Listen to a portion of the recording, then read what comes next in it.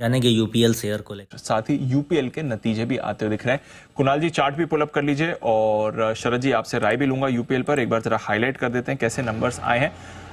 मुनाफे से घाटे में आई है कंपनी। 166 करोड़ के मुनाफे के मुकाबले 384 करोड़ का आपको घाटा आते हुए दिखा है। हमारा अनुमान था 346 करोड़ के घाटे का, तो हम घाटे का अनुमान लगा रहे थे, बट हमारे अनुमान से घाटा करीब 40 करोड़ ज्यादा आपको आते हुए दिखा है। ये है आपके लिए। आपको याद आता है दीप की पिछली बार इसने कब अच्छे नतीजे पेश नहीं याद, 1-1.5 साल में तो नहीं करें। डिसअपॉइंट सबसे तब से खराब होना शुरू हुआ, निफ्टी के बाद निकल गया, तभी तो नंबर्स मुझे याद ही नहीं आता पिछले कम नंबर्स अच्छे दिए इसने।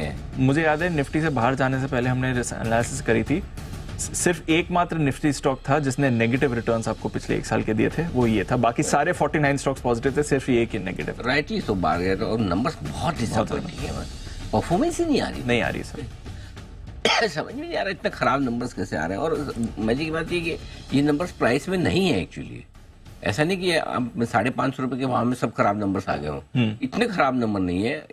ये तो जो उम्मीद है उससे कहीं ज्यादा खराब है। घाटा वाटा तो कहाँ दीप, ये तो मजा नहीं है उस नंबर्स में। नहीं है सर। फाइनेंस कॉस्ट भी बढ़कर आई है, 700 करोड़ से बढ़कर 913 करोड़ आ रही। तो I think that also explains कि घाटा क्यों अनुमान से ज्यादा आपको आते दिखा है। आय 8,963 करोड़ की आई। एक्चुअली अनिल जी आय उतनी खराब नहीं है जो अनुमान लगाया था, वैसे खराब है, डिप आई है। बट जितनी ज्यादा मेहनत करो उतना ज्यादा नुकसान हो, तो मेहनत करने में फायदा है क्या? ये भी बात सही है। मार्जिन आपके आ नहीं रहे, बहुत ही कमजोर नंबर है। एक बार जरा चार्ट पे चेक ले कुणाल जी से। कुणाल जी बताएं सर, 550 पे है यूपीएल। अनिल जी देखिए, बिल्कुल आपने सही कहा कि स्टॉक भी अनिल जी जिस तरह के स्टॉक का परफॉर्मेंस रही है, चार्ट भी वैसे ही ढुलमुल है और ओवरऑल आप देखिए तो बाजार की तुलना में लगातार अंडर परफॉर्म करते आए हैं, तो कोई खास इंस्पायरिंग चार्ट नहीं है। एक बड़ा क्रिटिकल रेजिस्टेंस क्रिएट हो गया अब चार्ट पर 580 के आसपास, जहां से अब ये स्टॉक हाल में गिरा है और वहीं पर एक पैटर्न भी बना था जिसे बेरिश इंगल्फिंग पैटर्न कहते हैं। तो मुझे लगता है कि 580 एक बड़ी चुनौती पेश करेगा। अगर स्टॉक वापस ताकत जुटाता है तो 580 को पार करने में काफी मुशक्कत करनी पड़ेगी।